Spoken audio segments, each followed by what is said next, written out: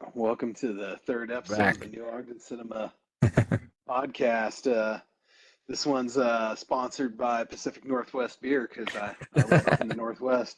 The P by in the PNW stands for pretentious, but that's what you deal with up It here. is, yeah.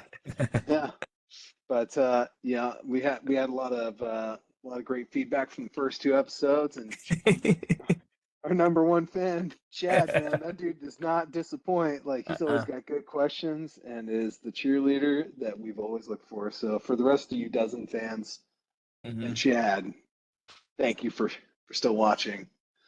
So had an interesting. I don't know if you wanna start. I had an interesting day though.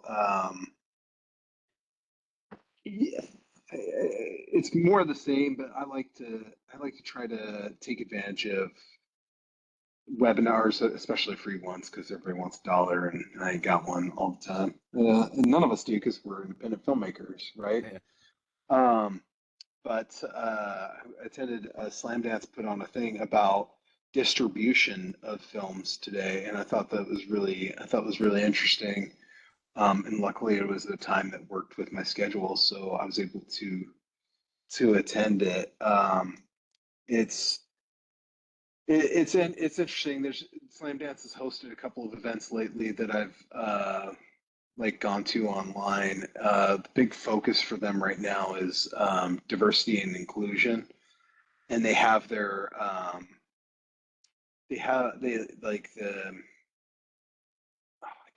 I can't remember, but they have a whole like subsection of Slam Dance that's around you know underrepresented communities, and it's really cool. But one of the things that they're kind of related. I've watched one where there was the screenwriter of Coda, and I got a thing or two to say about that being the child of a deaf adult. Like, um, I got some feelings about that. But the one today was about how to distribute your film and whatnot. And it was interesting because the panel had varying advice even amongst the people from Slam Dance and the people that were on there. But the film that they were promoting actually premiered for a couple of days at AMC theaters and then did well enough as like a 1 day showing that they ended up expanding it out to 50 different theaters. Um, and just well, not talking with them, just listening to them and learning about what the filmmakers and whatnot had to go through. It was a lot of the same a lot of the same things you hear, but with new information I gleaned from it because I haven't been lucky enough to have my film go to a festival and have somebody offer me money for it. I don't want to speak for you. I don't think that's happened to you either. It hasn't happened for many of us, right? No, Um, nobody offered me money for it. No. They probably offered me money to stop it, but yeah. Like, no, man. Uh, don't don't sell yourself short. Like Married and Loving It is awesome. It's still available on Amazon where you can rent it, right, or hmm buy it online. Yeah, Yeah, you can rent and buy it on Amazon. Sure. yeah. And if you haven't already, now You you have know it. the title. Now you Yeah. know where it's at. Feel free, everybody. Might Married as and well Loving watch It. it because it's gonna be referenced a lot anytime I'm chatting about movies and whatnot. So there's always Yeah, a way to plug it in, and then oftentimes also from if I'm criticizing a movie for what they, you can always look at my movie and go like, yeah, but you did the same shit. I can go, okay, yeah, I did do a lot of shot reverse shot. So far from it. I no, don't sell yourself short. Like Married and Loving It is awesome. I recommend like if you love independent film, and you want to see a film that like yes, it's in the constraints of our budget, and the budget was the aesthetic, Mhm. right? It is a very small cast. It's primarily one location with essentially two characters. But there's a trick to it, and so that's why you should see the film as well. But really well done, and honestly, there's a love and inspiration from other films that goes into it, and Mhm. not to not to toot our own horns. I think that when you look at films that were like filmmakers that use other films to inspire their aesthetic or their style or their projects, like you find a different level of craftsmanship and love, even at the independent level. You can watch a Martin Scorsese film, and I mean that dude references so many other things, but Mhm. you can see other shots that inspired him, and I think that's why films like that work better, is because you almost have a shorthand with the film you're watching, so Yeah. you're able to follow along and digest it uh, better. Mhm. But I digress. It was interesting that they talked about like setting up their film with their audience in mind first, right? They made their budget, their aesthetic to a certain extent. They got rejected on screenplays, and then the main actor in it is, I think, has multiple sclerosis, severely, disabled, but not Mhm. like still able to live a wonderful and rich life. But they made a film like they had actual events, much like our films. They had actual events inspire them to go like, we should turn that into a movie, and then were able to actually partner with other organizations to the point where they got in touch and then go through the film festival circuit and network out, which is what we've continually Mhm. strive to do. But they met people that did distribution for like big movie studios, and then started their own um, like indie label to then distribute films as well. And so by going to those festivals, they networked out. They had a film that people love. It wasn't just like, oh, you have this film, whatever. Like people loved it, responded to it. They met, met the right conversations, went to the right after parties, and did the hard work of networking during a festival, Mhm. and ended up getting their film into AMC theaters across the United States, and that's it's no small task, and Sure. it's awesome to hear. And the awakening side of it that I want to make sure that you are aware of, and that anybody listening who's interested, is there, even though they've had their movie in theaters and they've split nearly 50%, like they got just under 50% of ticket sales. So like that's not a small thing either. Um, but even with sellout shows and splitting the thing, they're still not able to recoup their budget, and still are using credit cards to fund the experience. Mhm. Unfortunately, like how crazy is that? I mean, I've talked a lot, but to you, like, to know that you could potentially get your movie into theaters, have 50% of the ticket sales come back to you, and still not have paid off your investors. Like, how do you Mhm. feel about that? Like knowing that now. uh, yeah, I mean, I don't know. There's like this, there's a success story of like, so obviously Kevin Smith did that, right? He got a bunch of credit cards and kind of maxed a few of them out with the hope and dreams that it would all work out his way and kind of thing. And then of course it did. Um, but having said that, like he's Kevin Smith. I mean, he's really talented, in like the script that he wrote was so unique. There's a lot of times people say, well, the story is, I don't think it's the story, it's the script, it's the dialogue, it's kind of the way that the characters present themselves, and maybe also the how raw it was, and maybe also the time that it came out as well. Um, but how many people are there probably where they've maxed out they've done the same thing, but just didn't land in the same way that Kevin Smith did. And there's what's that? There's a movie actually. It was on Criterion for a minute. American something. You will know the title. It's about a American Note. guy. Yeah, American movie. Yeah, we're just like every year it's just another 7 grand or so, like going into this movie that he's trying to make, a short film that just evolves over time. And he's borrowing, a dollar from every person he can find, his grandparents and everything like that, to make this movie. Um, and yet somehow it still doesn't work out. So I don't know. Yeah, that is a hard one to say like, do you want to take that gamble? How I financed my film, Married Loving It, was I did it through personal funds. I just had saved up money over the course of years.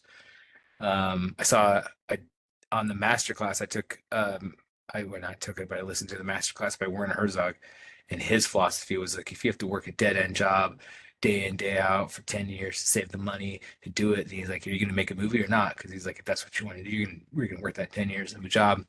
I've never crowdfunded, but I like to see where that goes so that I don't have to use a credit card. And hopefully, and then maybe you just like make the movie with whatever budget you end up with, right? Like you've said it already a couple times, like make your budget the aesthetic. Mhm. Um, and I mean, yeah, I'm all about the idea of the balls to the wall with the credit card thing, but then at the same time, like my mind goes like, what? Well, I'll be stuck. Well, but in this workshop, like you didn't see their film, so I don't know. We don't know if it's good. And to what you just said, also, like, I haven't seen their movie, and I don't even know who these people are. But when they say that, well, they made it with their audience in mind first, I wonder, like, well, but shouldn't you make it for you in mind first? Like, and There's then, a thought to there's like, like I don't disagree with that. I don't disagree with that premise. I not to like because I do truly believe like if you if you are in love with your source material, right, and you're excited mhm, about the movie you're going to make, I think you're going to make the best possible movie you can make. So I want to say that up front.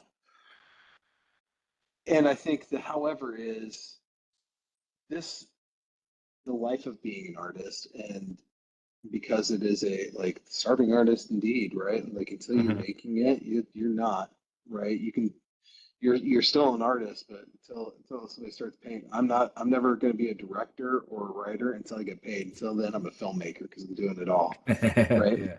And I'm paying. But I actually don't see the problem with that. Depending on your source material and what you have in mind, right? Like for them, the type of like to say that's not a bad idea. Like I tend not to.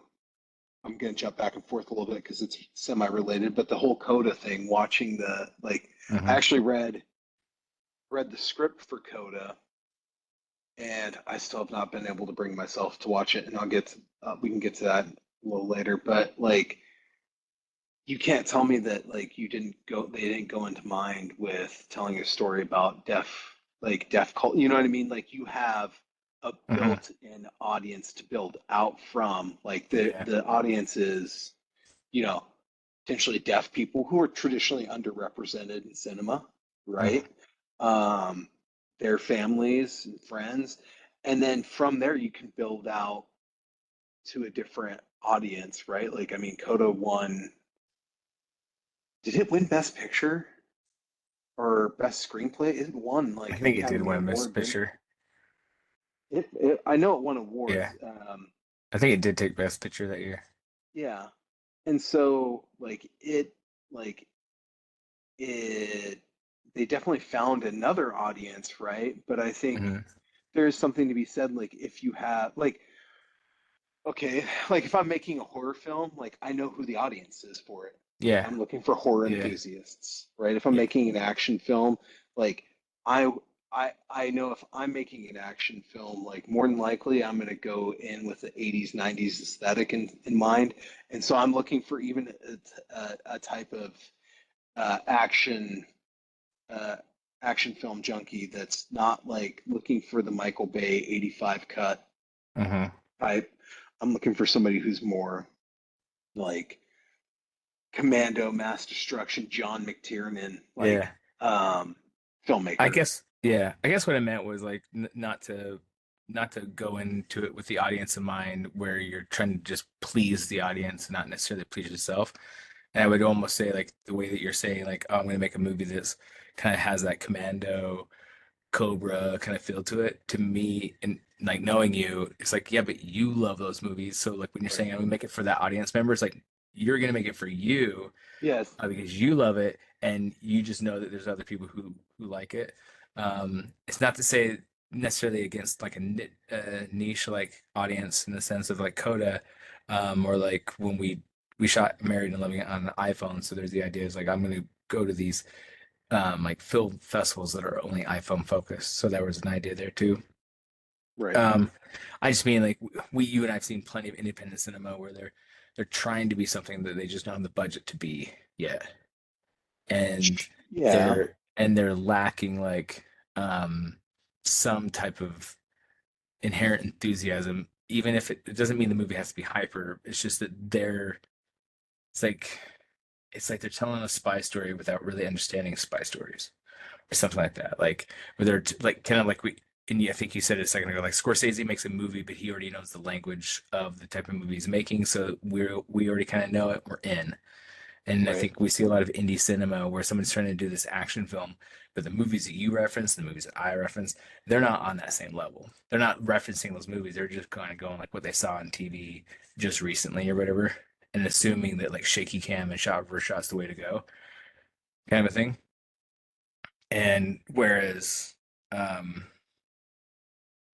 like Sam Raimi has like an enthusiastic style to him, or when like when he's making in like movies in the woods kind of thing, you know. Yeah. Doesn't have to be I, hyper all the time, but he certainly had night. I mean, and Peter Jackson. I saw The Frightened was on Blu-ray the other day. I was like, damn, that was a good movie. But anyways, well, so what they were talking about though, like again, the whole thing's around distribution, which is like where I'm the like I've made yeah, movies. I know how to make movies. Do I know how to yeah, make good ones? That's debatable, but I know how to make movies and I enjoy making them. And I mean, again, like big and small. I've never won a huge festival award, but I've won a fair bit of awards, and so have you for our mhm, works. Like we do stuff that connects with people on different levels. But I think one of the things that they're talking about, knowing your audience up front, like is an extension of like the entire premise. Because one of the things they talked about, like I know it's gonna be hard, your budget's gonna be tight, and you're not gonna want to do it. It's the same like I've heard that phrase a lot, and it's generally talking about post production, which is its own challenge, and we know that, right? But mhm, for them, what they were talking about was for your marketing and promotion of the film, like knowing who mhm, your audience is up front, because what you do is you use that to do target marketing from the beginning. Like once you're starting to do the script, which is kind of like what I've tried to start doing with like the script writing and feature film writing without film production right now, right? Like it doesn't cost me anything other than festival mhm. submissions, but like I get to promote some of these films well in advance of me shooting them and start building awareness. Like, do a million people know about them? No, but like enough people have heard me talking about it and it holds me accountable, right? Yeah, But if you were starting to build, like, you build up that awareness and you have that budget aside so that, like, when it comes time for like your Kickstarter and whatnot, like, you've already got an idea of like marketing materials and what you want to yeah, offer so that you can go, like, so, like, I understand what you're saying, and I 100% agree with it. I think what they're saying is also valid, yeah, but like any of the advice, you take it with a grain of salt, right? mhm, But I think it's again like these guys have like, man, I was excited to see my film in a theater on a big screen with an audience. Period is one of the most like humbling things ever. You're so damn vulnerable because you get to hear what people think about your writing and your directing, which means what they think about you, right? When you're mhm, putting it on there, and to hear them laugh in the right spots, to hear them like react in ways you hadn't considered. Like it is, it I mean, that's the juice you look for, right? Once you get Yeah. it, like you want to see, you want more of it. Hmm. And I don't mean it in a egocentric way, but like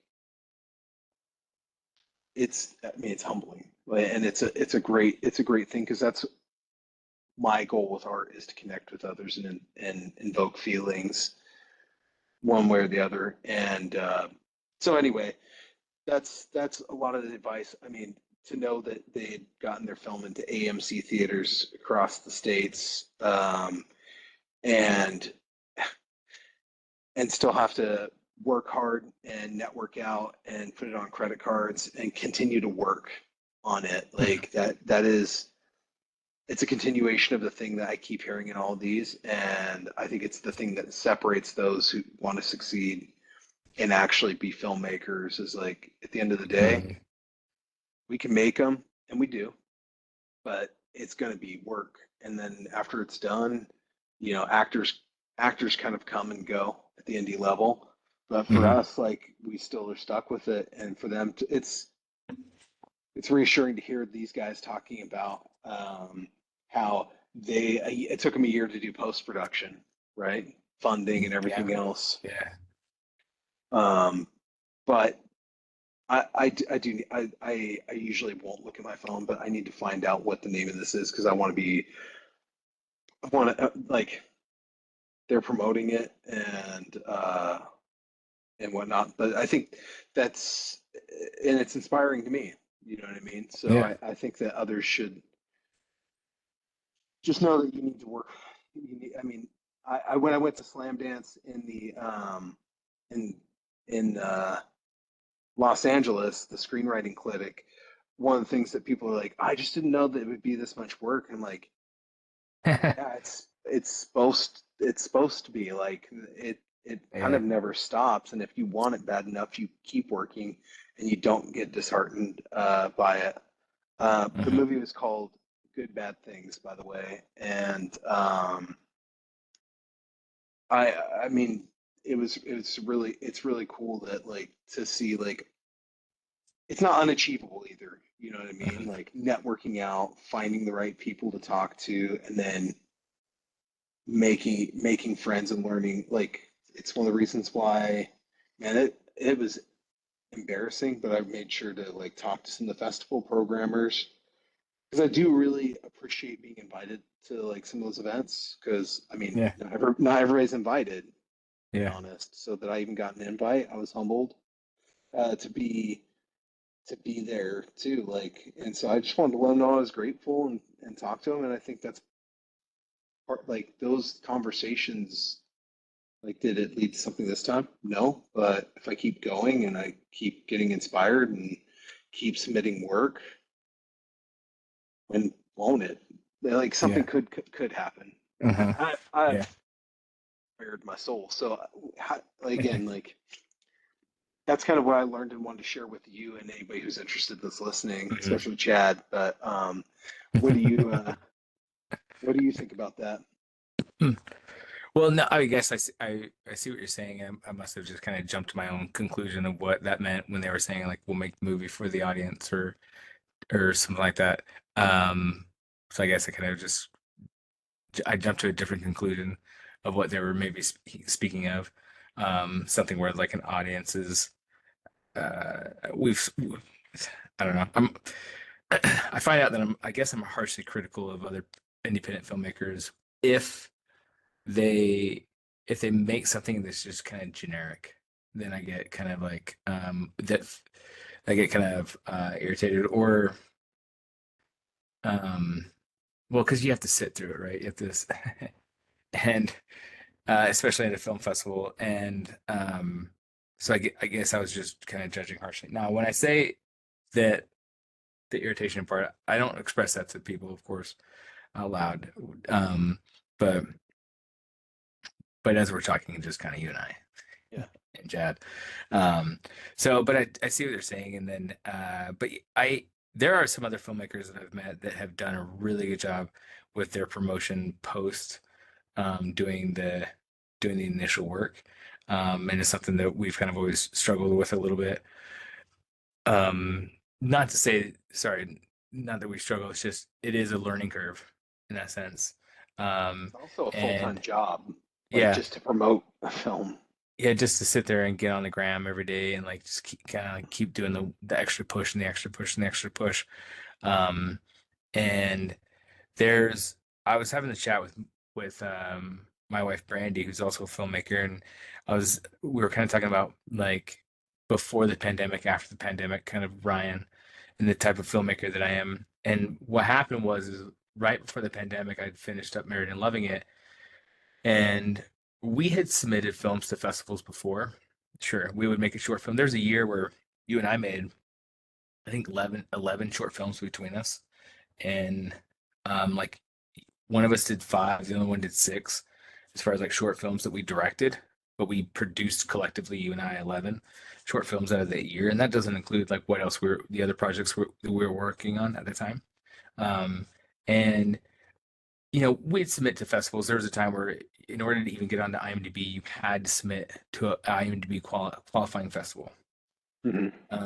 in order to even have the IMDb credits. So we would do that, and then, but there wasn't a gigantic push, and there was always like I didn't want to write cover letters. I didn't want to write, um, build out some of those things. And with Married and Loving It, there I was finally at that moment where I was like, I don't want this to just sit. I want it to see it succeed.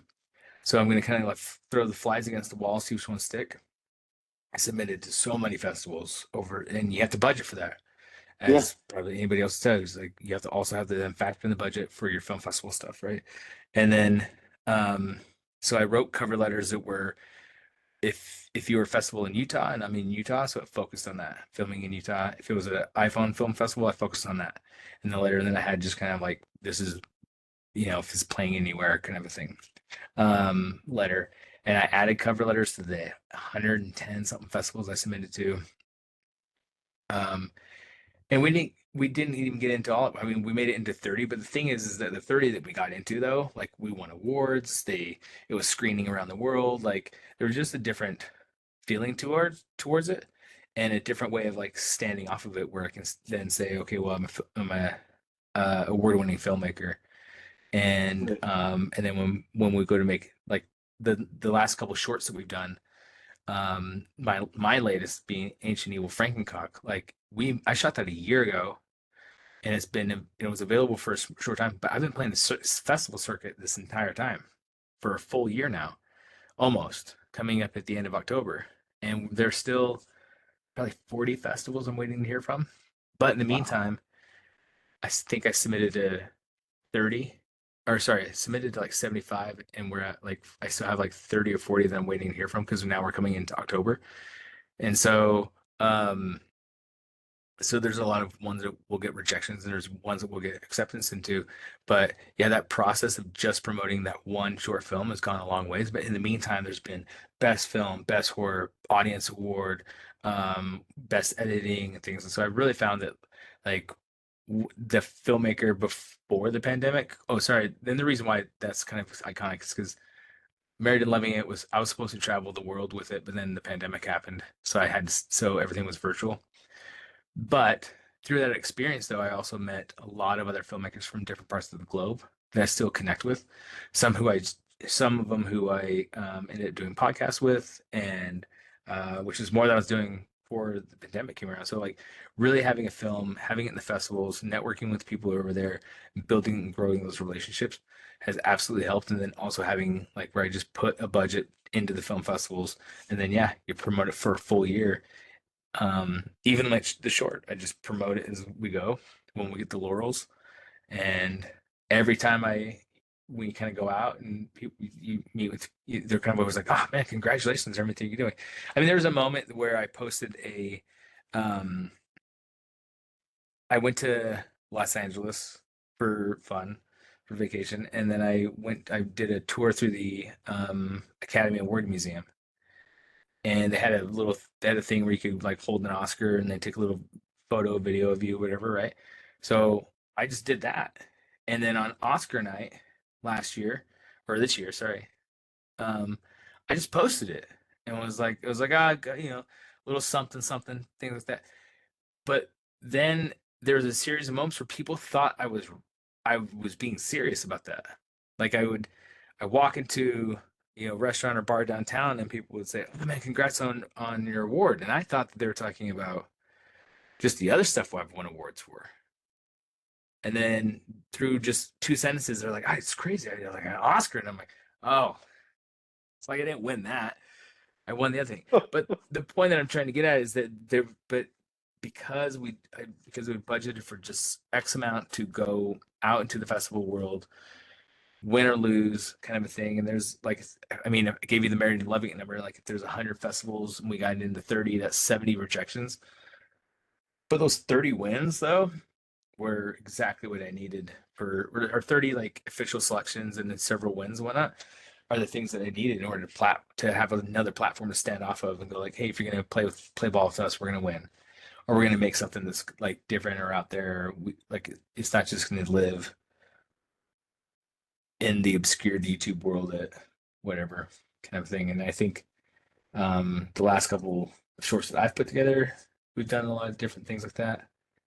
Just really hitting the festivals harder, and then connecting with people, attending them as much as you can. So, to what they're saying distribution wise, yeah, it's really they're saying play the long game, right? You make Oh the yeah. movie, don't stop because just because you finish it and you cut the trailer. Like now you have to do the third part of the job, which is every time someone you're talking to somebody, you bring up the movie and where you're headed next, kind of thing. And the interesting thing is, like, I mean, there were some dissenting opinions, and you know, I again, I'm just trying to learn and listen to people who have been closer to the mountain than me and made it, and so I can learn from their failures and successes, and then know what to expect when and if I get a chance, right? But it was interesting. There's a lot of talk about the just like current distribution method, and some of the things are like, well, the current distribution method is dead because there are plenty of films that made it into Sundance, which is a much bigger festival that didn't even get picked up for distribution, right? Where traditionally, like every movie that goes to Sundance because it's Sundance gets bought Hmm. out, right? Yeah, And in some ways, like I kind of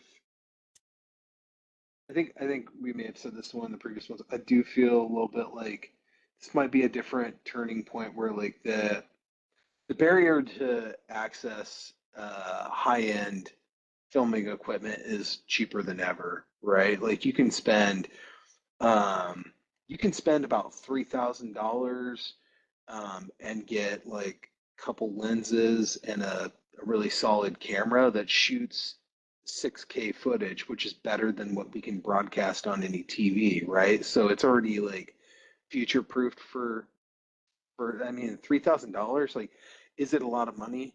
Yes, but you think about like I mean, how much did your GL2 cost when you bought it? Like it was three if thousand you dollars I actually mean I for mean the GL2. Yeah. yeah, but I paid and I paid honestly it's $3,000 for it but it, in 2004, 2003, something but like it's that. a camera that they shot 28 days later on, you know what I Yeah, mean? Like it yeah, is like at the time that that was the technology, and so like the barrier for entry is cheaper than ever to get. Like that's almost the equivalent. I mean, a red camera is a red camera, right? I'm sure it's. I mean, you have to have know somebody who knows how to use it, but mm, like I don't have that kind of budget. But do I have like a Lumix, Blackmagic, Sony budget? Like, yeah, I got that. I got that kind of budget. I can figure yeah. that amount of money out. Um, but barrier for entry is lower, and then also like we're watching. It's a change in structure. Like, I still think, man, there's almost nothing as magical as going and sitting in an audience, like as part of an audience in a movie, and like I don't go, having kids and full time job and whatnot. Like I don't see as many movies as I used to in theaters. But like when I still go, like I still love even if you have uh, you know, a somewhat trying experience, right? Like sometimes you'll get somebody who's like a movie talker or whatever, but for the most part, like it's just like you watch a movie at home and it can be a comedy and you'll chuckle or maybe you'll engage, but you're not gut laughing, but it's Hmm. that injection of another person or multiple people where you become vulnerable and become part of the thing that's Hmm. watching this movie, right? And it becomes a shared experience, much like a concert or a movie, you know, Yeah. like an actual theater play, right? Hmm. So there's a magic to it, but you know, perhaps like we're in that like a second coming of the like 70s like filmmaker revolution. Like instead of these movie studios making, you know, $150 million budgeted movies, like perhaps they should go back to doing more of an independent, like $5 to $10 million Hmm. um, movie structure where it's lower risk, higher reward. Like, I mean, Hmm. you get again has to be the right movie and whatnot. But Yeah. Well, one right movie could set it up for a ton of like movies that are all trying to replicate that in a sense. Like back to like yeah, when Pulp Fiction came out, and there was like 10 Days in the Valley or 3 Days in the Valley, and then you have like Things to Do in Denver When You're Dead, and a series of things. And Vince Vaughn was on a Hot Ones episode, and he made a comment about like how studios right now don't have the balls to do a rated R comedy movie anymore. Like that's just too much of a financial risk. And I turned to Brandy, and who's I, she's my wife, but we often collaborate in our writing, and especially humor. I told her I was like, "That's what we can do." I was like, "We do a fucking $5,000 rated R comedy, like just for, I mean, were they going to cancel us? We're not even there yet, you know. But like, it could be the paranormal activity of comedy in a sense, where it's like made super low budget and we don't have anything to lose besides the money that we invest in it. But if that's like that to me is the that market. Maybe going back to what you said, like making that 80s action film, that mhm, like early 90s action film before it was all Michael Bay'd out, before he got to the point where he got, in a sense, with his films, right? yeah, Or actually, I don't think it's necessarily him that's the worst. I think it's the people who are trying to replicate him that have gotten bad. Like it hit like I'm not saying, and I there's a couple of his newest ones I didn't watch all the way, but like because they weren't great. But there's some stuff that I see in the movies, and it's like it's not necessarily it was him, but it was like who he influenced didn't quite understand why what he did was so special. yeah. I mean, But I do feel like he started phoning it in, especially in the later Transformer oh movies. yeah, Like I it think he's gets got to figure out pretty how to phone it goddamn back. Yeah. Uh-huh. Oh yeah. He ended up almost replicating himself the way I was saying like people were replicating him. Then he started replicating himself and we're like, oh, this is what we just do, right? And it didn't like grow like a band who just keeps on putting album after album, but it never the sound never changes. Like people give Nickelback a lot of shit, and I like Nickelback quite a bit.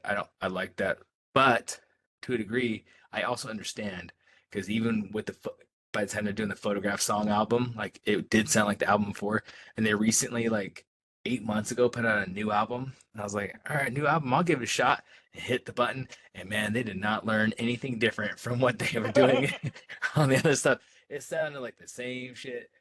And it was like, well, that's why you guys get the shit you get. Like sometimes, like Yeah. it's like I want to like it, but at the same time, there's like an artist has to grow. Like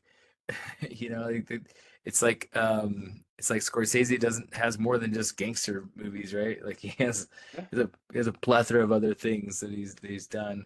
Um, I mean, it but took anyways, Billy it's Joel almost 40 years to do a new music because he's like, I've said everything I have to say. And I was like, I kind of respect that because you're not just going to pump out more albums that sound like here's Piano Man Part Two. Like, uh-huh, you know what I mean?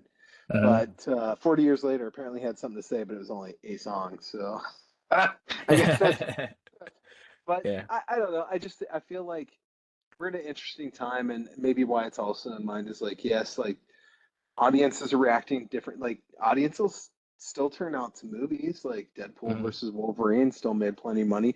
Alien Romulus with an essentially a no-name cast made plenty of Yeah. money. And it was a man. That movie's for those who haven't seen it, like you should see it in the theater because it is. It's just spectacular. Is it perfect? No. There's some stuff that as I watched the movie, I was like, that's an interesting choice, and I don't hate it, but I also don't love it, and it involves like some throwbacks and kind of that just I'll just put it's kind of like that Tron Irishman like de-aging superimposing face stuff, which Oh yeah, yeah. is I love the spirit. I think they could have done a little bit better. Hmm. But even then, like that's such like to me like that's a nitpick thing because some of the stuff that's in that movie, I was like, oh my God, this is I've never seen anything like it, but it feels like it's in the same universe as the first like two movies. Like Hmm. you could put like that movie's filmed what 40 years after the very first one and damn near 40 years after the second one and it feels like obviously it's glossier with modern technology and cameras, digital filming, but like the world that it lives in is to me was the Ridley Scott James Cameron world of the first two Hmm. films. Like the technology is the same, it feels the same, but Hmm. I don't know I how thought to. it rocked. Yeah, I thought it was awesome. I wasn't so put off by the moment of the de-aging thing. I liked how that particular character that we're talking about like continues through the rest of the movie. And yeah, there's moments where I feel like it was actually there was some puppeteering to it, and I liked it. I liked it for that too. Um, and then even taking the these days it's kind of ballsy to take a big action, not action film, but like a sci-fi film and not do a ton of CGI yeah, and go like, now we're gonna do facehuggers with that are real, and we're gonna do xenomorph outfits that are mechanical and real. And I mean, it's what we've been bitching about for years, where it's just at the end of the day, at some moments, the eye knows the difference. yeah. And when I was a kid and Alien 3 came out and I saw it, I probably couldn't have told you a single moment where there's any CGI. I felt the same way about Species. I saw Species, didn't even blink, but I was a kid when the CGI came out. And then as you get older, and that CGI monster happens, and it's kind of like, wow, that's so distinctively different. Um, like the shot in Alien 3 when the xenomorph is like up into her face, the shot Hmm. before it is CGI, and it's I mean these days it's like terrible, terrible CGI. And though you can kind of see the matte painting in you can see matte painting and rear projection in Aliens by James Cameron. It doesn't bother me the same way that just early 90s CGI does, but I understand why they did it though, because it was it was the new tool, man. T2 just came out, fucking made the bazillion dollars, the highest grossing film of all time. Jurassic Park was right there, zillion dollars with CGI stuff. Like, why wouldn't you use the new crayon, right? Um, Yeah. but Romulus, I thought one thing I did like is I thought the setup was good. I mean, at some point you gotta get you.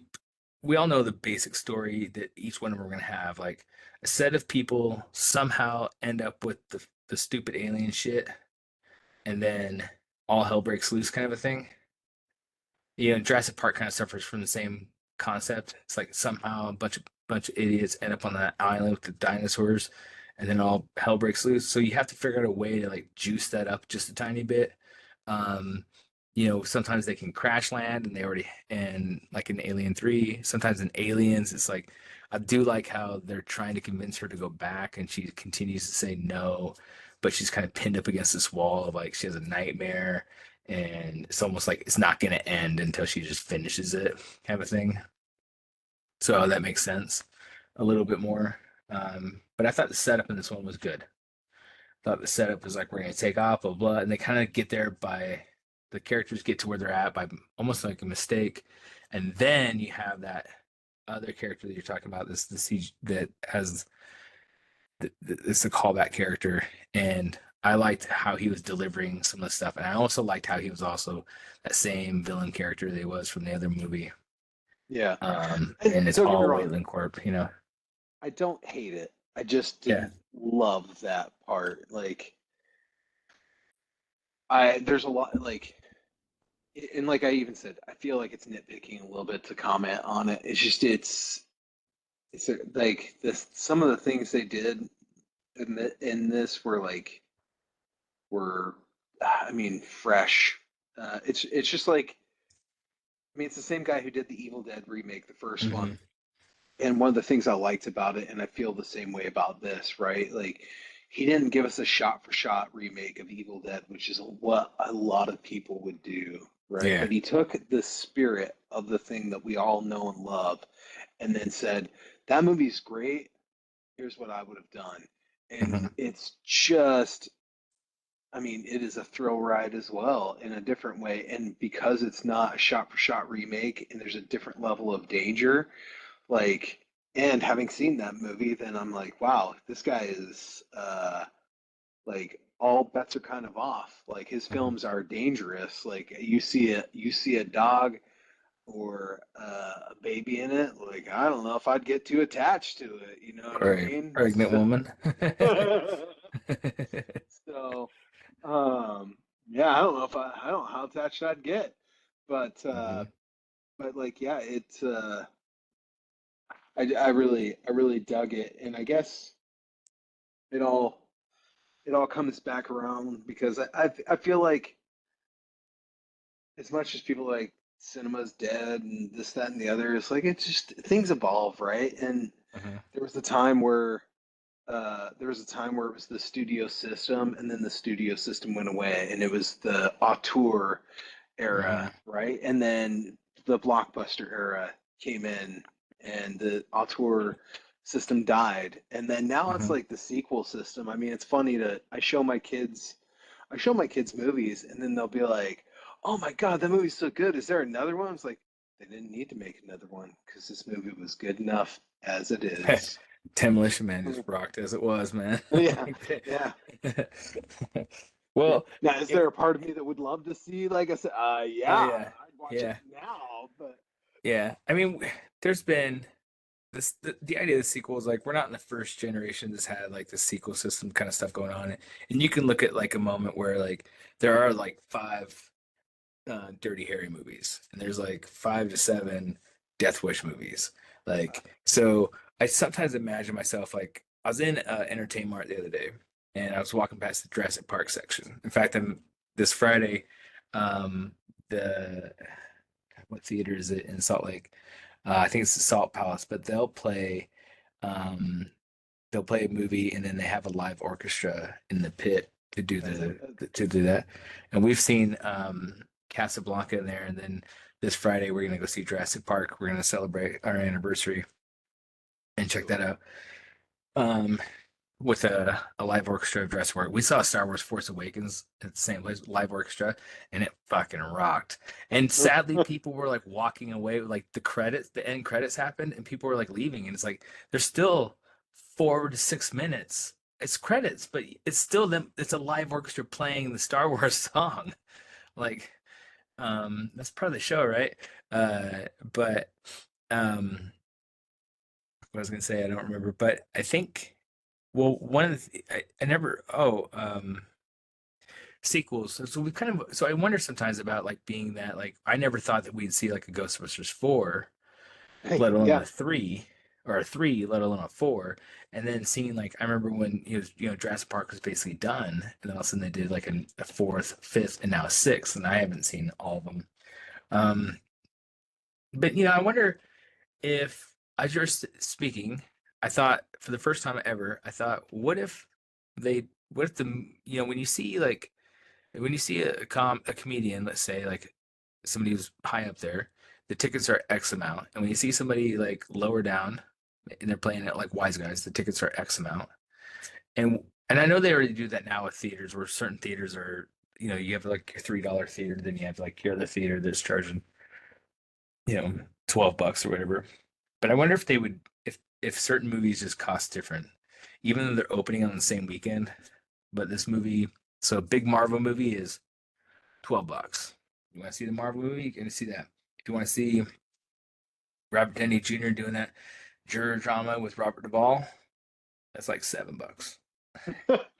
You know, Well, and there used to you be just price it there out. used You to know, be the dollar theater phenomenon, right? It was like second yeah. run movies that you would go see for a discounted price, but even those have like sadly faded away. I mean, the whole Yeah. we live in an interesting time. Like I hear what you're saying. My fear of something like that is like that flex pricing where it's like, yeah, you want to see Avengers on Yeah. Tuesday night. Like, I mean, they kind of do it already out here. Like, you can go Yeah. Tuesday night and it's like discount night, right? But like, I worry about like it gets really. Now it's $30. I caught it as soon as I said it. I thought to myself, I was like, as soon as I said, oh, it's 15, I was like, they're not gonna stop at 15, those fuckers. They're gonna go all the way to 30, and then it's gonna be $60 just a ticket to see Avengers, the new Avengers, with Downey Jr. playing Doctor Doom on opening night. It's gonna be like that. And as soon as I said, so yeah, I was like, maybe there just needs to be a price cap. But There, you know, what's interesting though is like, so there's, I mean, I'm blessed enough to live in a culturally rich place. So in the Seattle area, there's a lot going on. Like, I think I told you offline, but even just saying it here, like, it blows my mind. Like, is he an A-list actor anymore? No, but like John Cusack was up here in Olympia, I think, or Tacoma, doing Say Anything for like an anniversary showing and did Q&A oh really? afterwards. Dang. And I thought that was really cool. And like Thelma is it Schooner? Schoonmaker? Yeah, the Scorsese's editor. Editor, She's yeah. she's going to be up here in Seattle doing a Q&A after Raging Bull. Like, Yeah. how cool is that? Like, Yeah. but like, uh, they're also doing something, and the reason I bring it up is because like this is my like I have a sickness of buying a lot of movies, and I don't want to admit about how many I have. Um, but the uh, the thing is too is like part of it's built on a scarcity model and the ability to actually access these movies. Like I love having access digitally because unfortunately it's how I watch most movies now, Yeah. because of lifestyle and whatnot, always on the go. But like movies like Strange Days, like at one point I actually owned that movie digitally, by the way, and the rights must have been revoked from it, and I no longer Yeah. have access to it. But like if I didn't have the DVD, because it's never been on 4K or Blu-ray, if I didn't have the DVD, I wouldn't have access to that movie.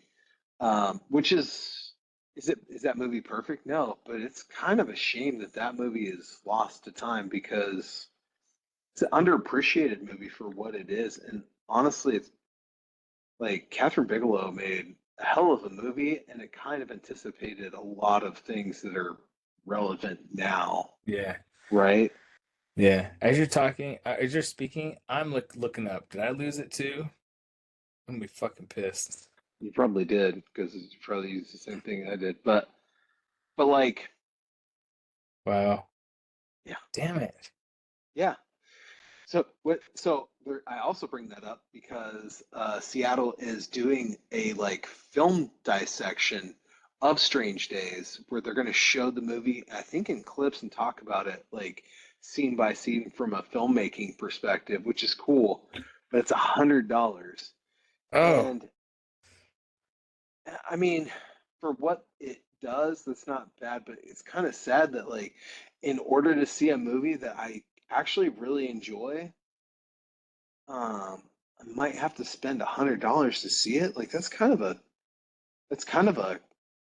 crime, like to a certain extent. Like I mean, ain't gonna be no Ralph Fiennes or Catherine Bigelow there or anything. Like, I mean,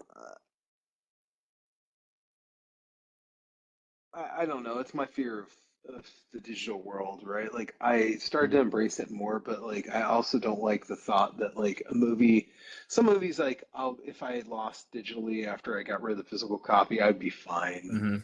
mm-hmm. Um, but like it's kind of wild that like there are things that are inspiring about Strange Days from a filmmaking standpoint, right? There's things that are she made some interesting choices when she made that movie. Yeah. And again, like yeah, shit. If you converted, like, I don't know why James Cameron hasn't converted that movie to 3D, because if a movie that he helped produce and write ever deserved it, it's Yeah. totally that one. Yeah. Um, Yeah. Especially where it's like Avatar, like you're watching certain scenes from first person perspective. It's got a hell of a oneer at the beginning, in the opening. Like, yeah. really hell of a oneer. And that's well, so again, I was at Entertainment Mart the other day. And it's interesting how like when DVD first came out, like because of the lack of streaming or little to none, if any, well, there's none actually. I remember that. But like when DVD came out, like they as in the companies and whatnot were just producing everything on DVD. Like if you really walk through like a place like Entertainment Mart, like you will see some movies that are like, fuck, they did a print of this in DVD. And knowing now that through streaming, I've noticed like Blu-rays are like they're not printing the catalog that they used to. Mm-mm. And then now you have 4K, and it's even again, it's like the catalog that they'll approve.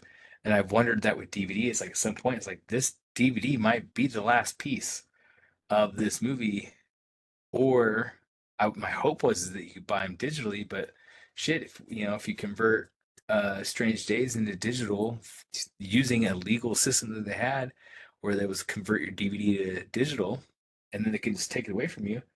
I got rid of a lot of stuff, um, Yeah. thinking I could always rely on my digital copy, and then now I have to go to thrift stores in order to find that physical media of a movie that will, in a sense, possibly be forgotten because it never is going because it might not make it to the Blu-ray stage or the 4K stage. Yet it's still good enough, as you're saying, that that there's that they'll charge $100 a ticket for the theater. Um, that's I mean, interesting. to be fair, like they probably had to like buy a copy of the DVD off of Amazon or eBay for like $1,000. So Yeah. perhaps by getting 10 people to attend, they've recouped their costs and now they Uh, can afford to do it. But yeah. I say that in jest, but like it's crazy. Like, um, Oh shit. You know what? You keep on talking. Sorry. yeah, I mean, if a movie means enough to you, like what would you pay, right? What would you do to see it? Um, yeah, You know why it lost the distribution or the thing? It's huh. because it's 20th Century Fox. And who owns 20th Century Fox now? Well, yeah, but I don't like the thing is though, like these catalogs have been sold and resold so many. Like MGM So actually was distributed by Fox, but I think in the sale of Fox to Disney, MGM then got like their distribution got revoked, and then they got purchased by like Amazon as a company bought the rights to MGM, but MGM, yeah. now all their back catalog is actually produced out of I think Lorber Hmm. or something like that. But I I don't know. It's still like the rights to it. Like I mean I've had movies that like originally it was like produced by Paramount, but now like the rights have been sold and resold to the point where like so an example would be Payback. That's a movie that's actually been kind of like if you don't have the DVD, you don't have the original theatrical cut, which I like both. I like both cuts, but Yeah. um, the Blu-ray that they had out there, I think out of print even. Like it was only the director's cut, which is still a good film and more to what the director initially wanted.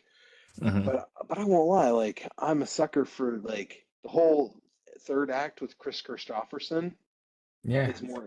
is more interesting to me. Like if I could take the first two-thirds of the original, like the original, it has even has a different color palette, but and then Hmm. bolt on the last third.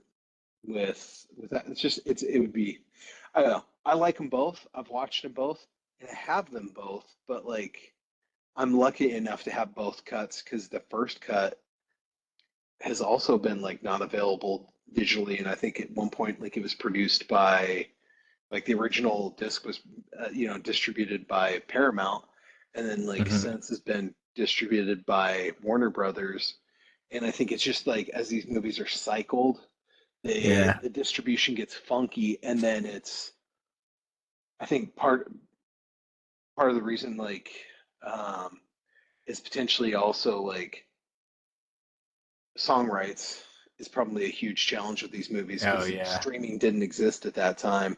Now that things are Hmm. renegotiated, I don't know, but it's a shame that movies like whether whether it is an all-time classic like Casablanca, which will never probably go away, right? Hmm. There's still films out there that like may not be classic to everyone else or may have been unappreciated, but it doesn't mean they don't deserve to be seen. And it shouldn't be through the Library of Congress Yeah. or, through some like through the UCLA or USC like university system to be able to see a Yeah. film.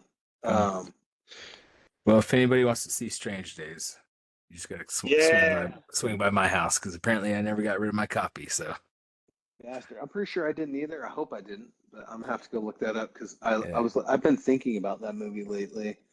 Um, but what um, I guess one couple. Sorry if I'm talking too much, but I did not into transition material. I did submit to a couple more screenplay competitions. One of them being American Zoetrope. Francis Ford Coppola's screenwriting competition. Today was the last day Nice. for Damn. the for the competition, so I wanted to make sure I had a chance to submit to that. And then also, there's one called Blue Cat I learned about when in my slam dance journeys through one of Hmm. the sessions, and them like it's a fairly inexpensive submission, but they also give you like pages of feedback and notes, so it's invaluable. Yeah.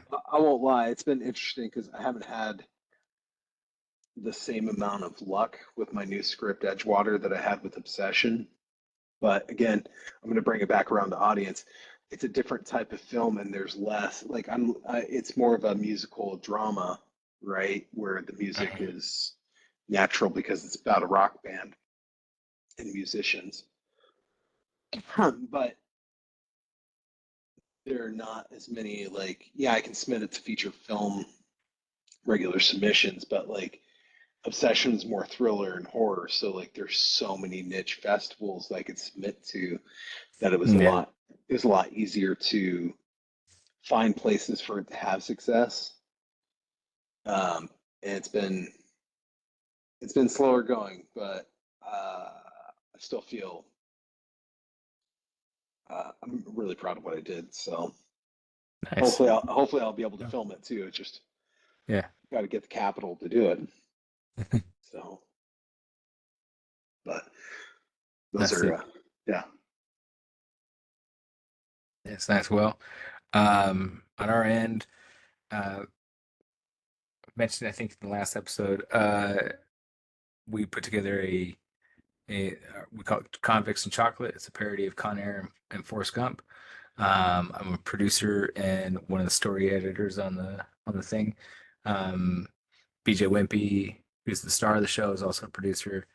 We did it with our producing partner Danielle Bendinelli, and this last Sunday we did a cast and crew like only screening um, over at the library in South Ogden. We used to do. I have a lot of filler words right now. Sorry. We used to do casting calls over there at that Yeah. library over in South Ogden. So anyway, so we're able to get the room, and if you leave it open to the public, you can get the room for free. So that's what we did, and it's a nice little theater area. So we screened it in 4K. Um, and it went off with a bang. So we are going to release it online well, it'll be online by the time everybody sees this. So it will be on BJ Wimpy's channel. So if you go to YouTube, just go to BJ Wimpy. Anytime you see any kind of Senator Palpatine stuff, that is the right channel right there, and it'll be sitting there. And I think we're gonna have a lot of like good turnout with people and that. Now, like I did with Frankencock, so this is what I did with Frankencock. I released it online for a little bit because there's so many people chomping at the bit. Across the world we have network, like I've said, everybody wants to see it, but then there might be a limited online release where then we kind of pull it back as we have festivals coming up. I did submit to Sundance as a Nice. short film, crossing fingers as always. But at the end of the day, to be a filmmaker and have something that you can submit to Sundance is always its own achievement in so many ways. Yeah, Um, absolutely. and then and there's a lot of other festivals in Utah that we submitted to. So we have um, so we have some deadlines that'll be coming up probably in spring. More will play, and there's a big Utah focus in it because obviously we made it for a film festival that was geared around filming in Utah, and then we kind of specifically call out where in Utah we're shooting at the time in the film. But it's a gas, it's a lot of fun. It's it's really interesting because the playability of it, like it's not Frankencock, it's not a raping Wolfman. So so it wasn't purposeful. Well, only in the sense that the film festival that we were aiming for specifically said be PG-13, but uh I still think we stretched that a little bit. We do have an F word in there, and I think that it's interesting to see how it is a little bit more shareable. Um, than like kind of just like throwing, you know, the talking wiener at everybody when I can. So, but so that's what's going on in there. And then Frankencock I mean, it's playing, man. It's just not playing in cities that I'm at. It's playing in Atlanta. Um, it's playing in different parts. And like I said, this coming month, like so. Speaking of Kevin Smith, he has a film festival. It's called Smodcast Film Festival, and I think the deadline is like I think it's on your birthday. It's on October 3rd. That's why I remember it actually. Is not the deadline, sorry, the notification date. And I am praying to the movie gods that we get in with a talking puppet penis movie. And and I will be there. Uh Better so get a +2 because I will fly out for yeah. that too. By the way, So I mean, nobody else is gonna be interested in this part probably, but if you have any festivals you've submitted up this way that say yes, like I'm always more than happy to represent because like okay, yeah. I may not have been on set, but again, like part of the I think benefit of sending to these festivals is not just getting in them because of course you want your movie to be seen, but like networking out because of it. Like we did have a friend that went to a festival and it was the first festival he got in and did get distribution. And did he see a lot of money out of it? No. Um, but my consolation prize for him was that, it was on Amazon Prime for a long time for free where we could see it, and it was Mhm. distributed on DVD, and I actually have it. And if it's still on Amazon, The Lust of the Vampire Girls, it's a throwback. It's a lot of fun, and yeah, I know Matt Johnson wouldn't like me calling it He out doesn't because want me. He doesn't want us showing it, but yeah, less of the yeah, Vampire Girls. Yeah. yeah, yeah, Hey man, like you said, like indie director, first film, takes it to a festival, finds distribution. Like shit, man. Like yeah. that's One but should be so lucky. Like yeah. I'm So jealous. I'm still jealous of him for that. and actually, I Uh, bought this off of Amazon. I didn't yeah, buy it from him directly. I didn't buy it out of the trunk of his car or anything like that. Like I ordered it off of Amazon, so that's cool. that's cool because I shipped mine over from Thailand, so it is imported, but Just kidding. I also bought it on Amazon, but again, The like, oh, commentary has subtitles. it's been it's it's so small, but it's also been like ripped off overseas and sold. That's the dream, right? Anyway, I guess uh, last thing because I'm interested. Have you ever seen the movie Coda? I know it came out a long. I I did, mean, not a long yeah. time ago, but it came out fairly. But I didn't watch it until about a year ago, I Okay. think. So I didn't see it when it first came out, but I have seen it now, yeah. Oh man. And and fairly recently enough to remember some of the beats to it. And I did have so Brandy really liked it and I enjoyed it, but I clued her into what my observation of why like because she was like, hasn't Jason seen this? And I was like, I don't think Jason wants to. So I clued her into what my observation was, but you can speak for yourself on what your feelings are. Um, but yeah. Oh man. So I won't lie. Like they gave us the copy of the screenplay, which is awesome. I mean, digitally, but still cool. So I read it, and I'm more intend to watch it now because I feel like I owe it to the filmmakers. Like if I listen to you talk about it, least I could do is watch your movie. Um, but yeah, I read the screenplay, and I won't lie to you, like it is 100% what I thought it would be. Like that, it will be a really hard movie for me to watch personally, and like being the child of a deaf adult, like oh man, like I was reading pages and like there's a whole subtext there that I was just like, unless you've lived it, you don't understand how traumatic um, these events can be. Mhm. And it's interesting, like really well done. And what actually kicks my ass is the person who wrote it is not has nothing to do with the deaf community, Oh, really? which is actually more impressive to me. I mean, I'm sure they probably partnered with people in the community and whatnot, but Hmm. how accurate that movie is, like, is just like I I love my mom. And it's funny because all the time, it's much like in the film. It's like, man, I wish I could say something to that guy because I'd really tell I gave that guy a piece of my mind. And then the daughter tells the dad, like, well, then why don't you? He's like, oh, it's just so fucking bullshit because I can't talk to him and shit. It's like, just give him a piece of your mind, tell him. It's like, Yeah. I can't do that. And it's funny because I've grown up with my mom. She's like, deaf people can do anything a hearing person can do until there's a phone call and then it's like, hey, can you do this for me? It's like, yeah. Or a conversation. Or like there's a part pretty early on where like um the daughter, like the teenage daughter, is interpreting at the doctor for her parents who are talking about having an STD with the doctor. And it's like, yeah, I have totally been part of those conversations. Like, not that one specifically, but like, yeah, conversations that you shouldn't be involved in as a kid because you're interpreting for your parent because you feel obligated to. And Hmm. yeah, yeah. So in reading it, I had flashbacks just from reading it, which is how powerful the word on the page is to me. Hmm. But watching the movie, like I was telling Kate, like after reading the screenplay, I was like, man, Kate's my wife. I was telling her, like, you got to watch this with me. I know it's gonna be hard for me to watch, but like you'll understand what it was like for me to grow up in a lot of ways too.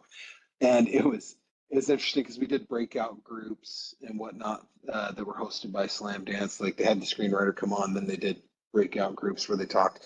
And one of the people that was in my breakout group actually is also a Coda, child of a deaf adult, and same reaction. She's like, "Man, I watched the movie but never finished it."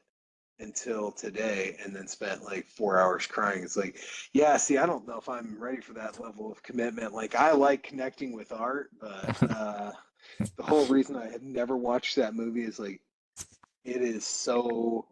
When I watch that, it's not going to be a movie. It's going to be a real life Mhm. experience. For me, it's like it's a play, and they've made it into a movie, but it's a play called Long Day's Journey into Night, and that movie, that like the movie adaptations, the stage adaptations, the just the play itself. Like I've watched that, and hot damn, if that is not my family, which is its own thing. So it's uh man, it is it is an experience. Sometimes art can be an experience, and It's like the reason why I never watched Mommy Dearest yet, you know. Like, I just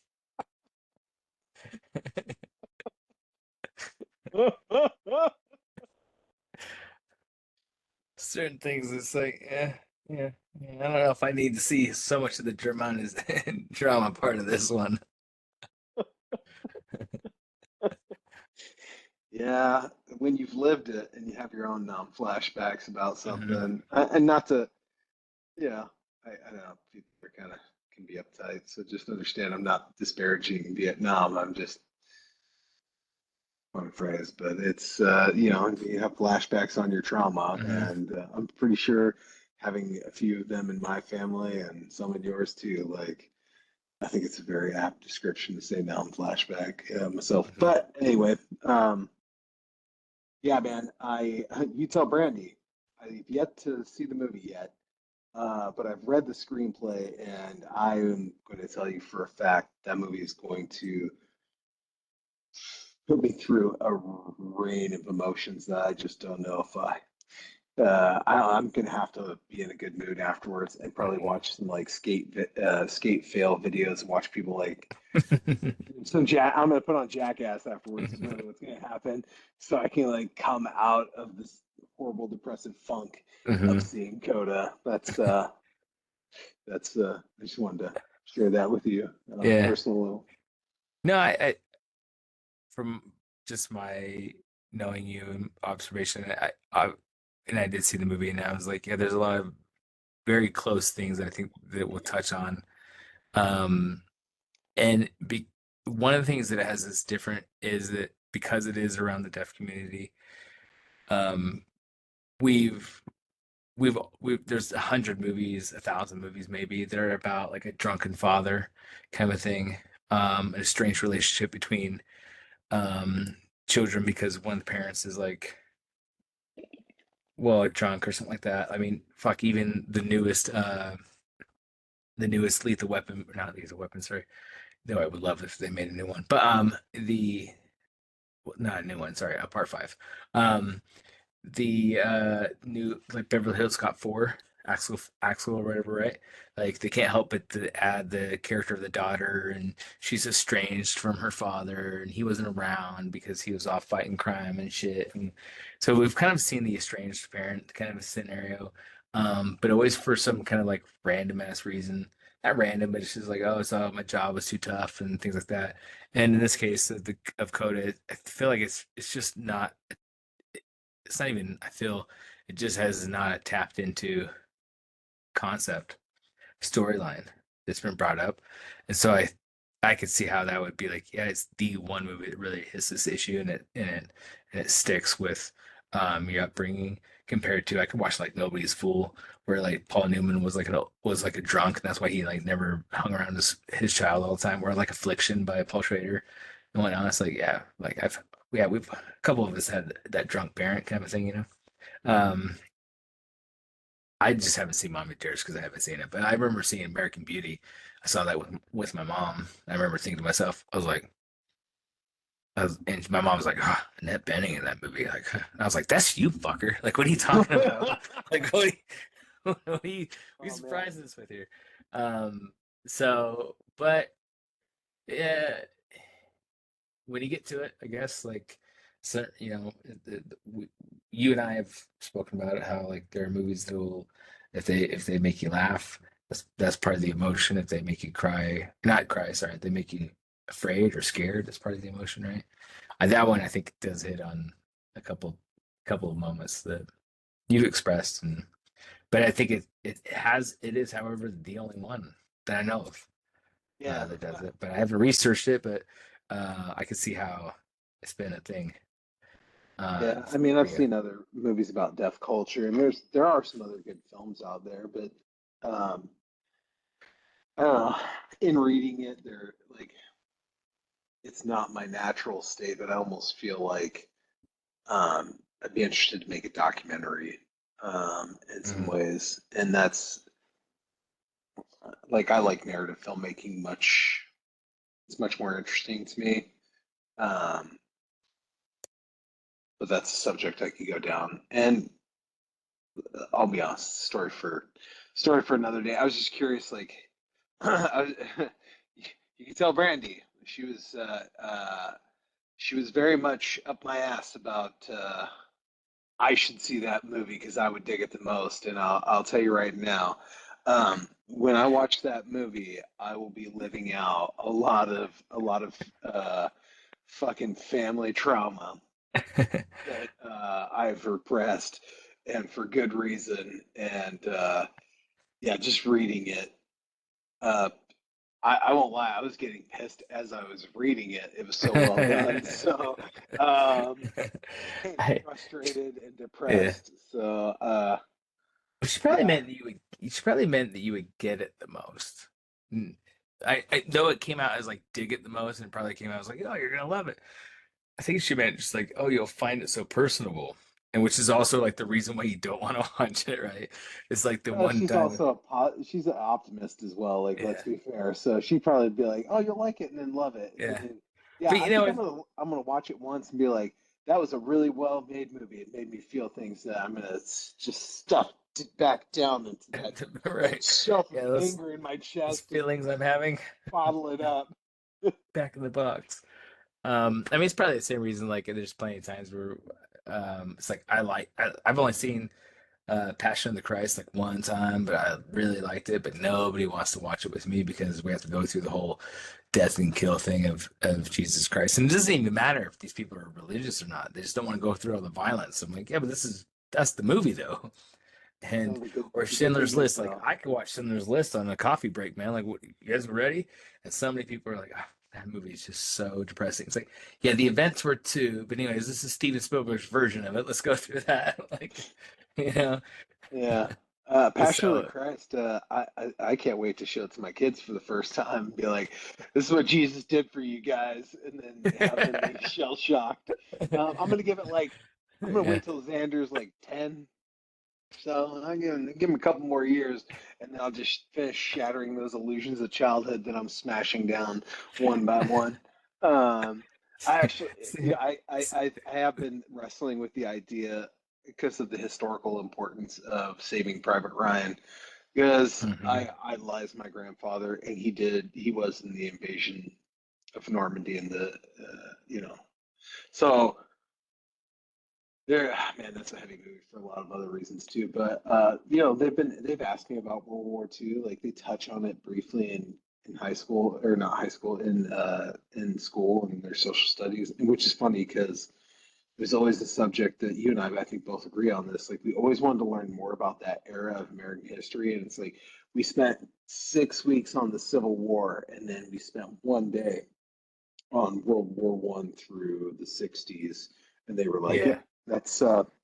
I was like, "There's a lot of things, women got a right to Yeah. vote in there somewhere, but it was after black guys. Can we talk about any of this important stuff in history?" And no, but it just it's there's not a there's certain movies that like have importance enough that I think can transcend. I mean, hell, how about this? It is one of the few movies that like ABC aired uncensored Yeah. because it's so important, like both Yeah. historically and culturally. Like that movie is important for people to see, so they put it on ABC on like 6 o'clock uh, Mhm. in the early 2000s. I remember that being such a huge deal. It's like, man, Mhm. that is awesome because how do you chop that up for prime time? Like, Yeah. how do you not show that movie uncensored because it loses its power? Because they've asked Mhm. me, I've shown them the trailer for it. They're like, all those guys are gonna die for one person. I was like, yeah, but it's a big deal, and there's a lot that goes into it. And I mean, I've cried watching that movie because I think about like that opening battle. That my grandfather lived through that, and so many other grandfathers lived through it or didn't. Um, Mhm. just that meat grinder, man. That's. But anyway, Didn't you say if you see a baby or like a dog earlier, not to get attached?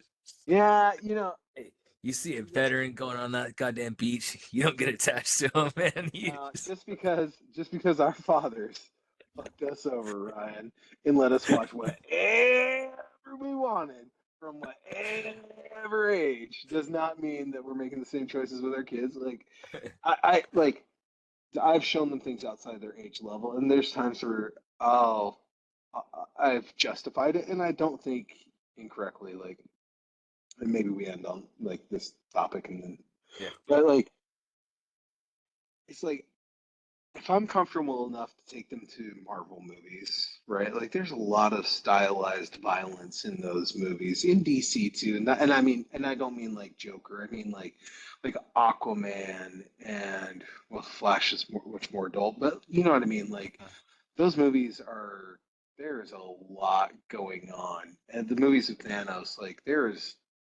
are a lot of people and a lot of beings dying throughout those movies. Even the very first Avengers, like just there's carnage in New York, but you're okay with it because there's a giant green thing, a guy that can fly, and a robot guy, basically. So it's Yeah. okay because it's stylized violence, and therefore it's acceptable. But if I'm okay showing that to them, I'm okay. I like, and that movie's PG-13, and I mean the very first Avengers. There's a part where like, yeah, I grew up on watching Demolition Man, and like the eye violence in Demolition Man kind of pales in comparison what they do in Avengers, where Loki like jams the thing into the guy's eyeball and it's cutting it out, and then it shows a hologram representation of the guy's eyeball being cut out in the very first Avengers movie, like to say those movies aren't violent, like give me a break. I Yeah. like them. I grew up Yeah. loving comic books, and I still like it's PG-13, but like let's call it what it like. Those movies are Yeah. violent as well. And so if there's a movie that I think is important enough or that like I want to share with my kids that's not necessarily age appropriate, like I think that there's a reason why like in movie theaters there are guidelines where like kids under 17 without an adult are not allowed, right? Or Mhm. in the case of NC-17, kids under 17 not at all. Like, yeah, Yeah. absolutely. I'm not taking my kids to see Showgirls. Um, Yeah.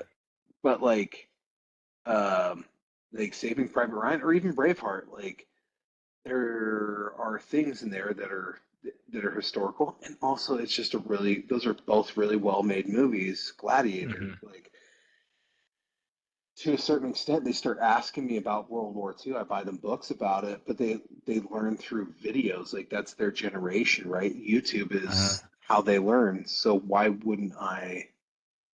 Like I've shown them videos on some of those things, and I'll even Mhm. talk to them about violence in movies.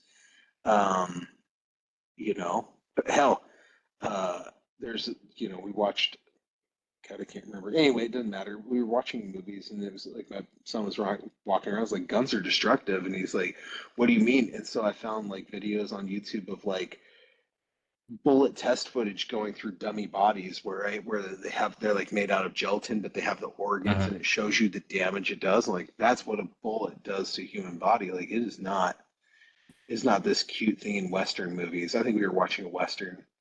210 Huma or something. But anyway, it's it's interesting to me. Like, if I'm okay showing them Avengers, like, I think the threshold can be other places as well within reason. Uh-huh. But I have to be willing to have conversations with them, and I am. Yeah. So there you go. Yeah. Yeah, we've had so I bring my kids to set a lot and they've kind of seen so they weren't on set for Frankencock. They were on set for some of the Wolfman stuff, but not some of the gore, but I'll admit they have seen the movie. But they're aware of how the special effects work because I was buying the stuff for the effect. And we've also talked about how like fake punches work, how like how you do fake blood, things like that. And um in Brandy's film Convicts and Chocolate, what I was talking about was like we have a gag where a pilot he's threatened but he's not intending to be shot and he has there's a photograph of his family so when he's like survives the incident he kisses the photograph and puts it down and then a bullet ricochets throughout the airplane and actually like strikes him in the head and we show a shot of the picture and blood just goes like that all over the picture. So um I've shown the kids Terminator 1, Terminator 2, largely because they're James Cameron films and they like James Cameron a lot. So the new Terminator Zero is on Netflix. And I scoped out the first episode because I was like, okay, they're talking about it's animated, but they're talking about nudity. I want to see what it is. And it turns out it's just an animated backside of a dude's butt kind of a thing, right? But like, but the violence is, I mean, it's there. It looks really cool. It's animated. But there was a conversation between Brandy and I about like what's appropriate in this, and I was like, at the end of the day, it's so fake because it's animated. So I mean, it's not even real. It's not real actors mimicking. It's animated, right? But there's a moment where they kind of do a callback to the idea of like Terminator goes into a police station and starts cooking off just police officer after police officer. And there's one where it's like shows the guy, shows the computer behind him, and then it cuts to a shot of just the computer, and the blood just goes whoosh. Like again, it's animated. My girls go, "Oh, that's so cool," and then my oldest girl goes, "It's just like Mom's movie, where like the blood."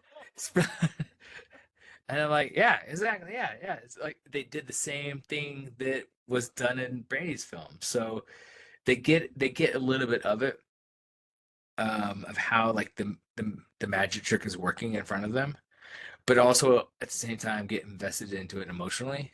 Uh, so we've watched the Alien movies. We saw Alien Romulus. Not I haven't nobody's woken up with nightmares around me, but they're aware because we also watch through physical media. You watch through the special features. You see the director talk about how they did it. You see how they talk about how the Jaws in part two where the Jaws just like comes up and swallows that woman.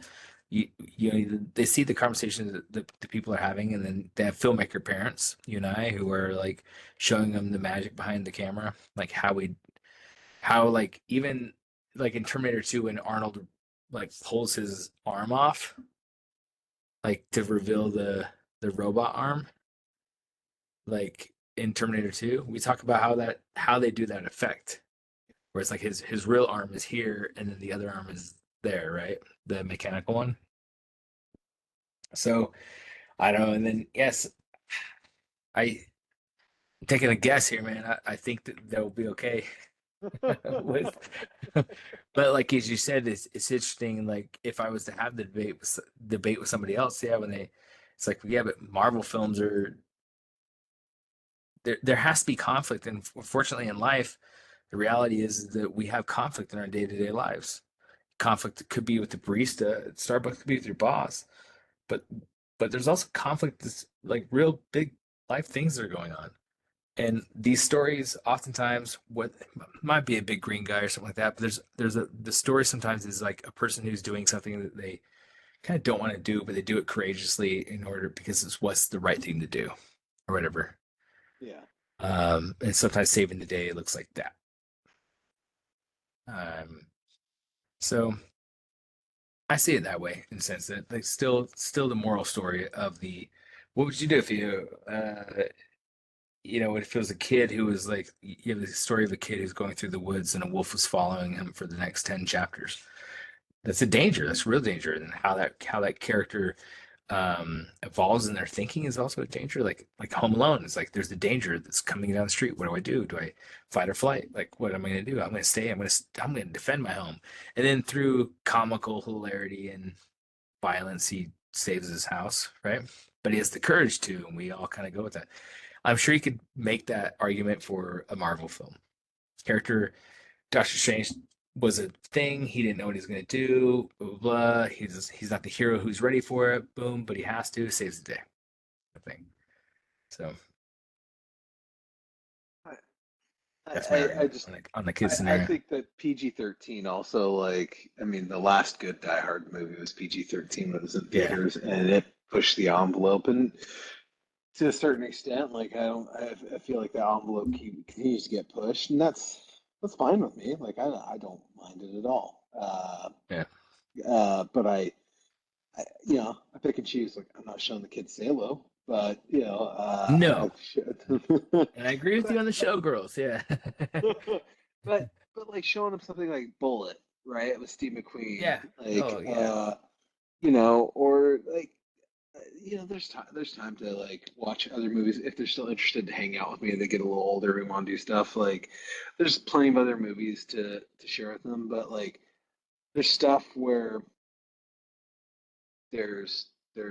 like educational value to it, or there's Yeah. a artistic merit to it where it's a even like I try not to show them things that are like so out of it, like Born on the Fourth of July. Love that movie. Love Oliver Stone. Yeah. I need to re-up my creds on that movie again too. But that is not one that they need to be ready for. But Mm. like one night, if I'm feeling it, I absolutely might show them Bad Boys or Bad Boys 2. Why? Because those movies are fun and thrilling, and I want to see Because them be fun yeah. and thrilled, like having Oh, fun I've and thrilled. yeah. Well, having done this Convicts and Chocolate movie, like we're trying to get the girls to understand that they haven't seen Forrest Gump or Con Air. Ah, One's yeah, PG-13, the other one's not. But that was also my argument back to the question was, should they watch Terminator Zero? And I was like, but would we have picked Con Air? And that's rated R as well. Um, and uh, I lost my argument. Well, but I think that I'm much more lax on stage violence than I am on stage sexuality. Um, there's a Adam Sandler movie, something to the effect of Hebe Halloween, something like that, and it's PG-13. It's on Netflix.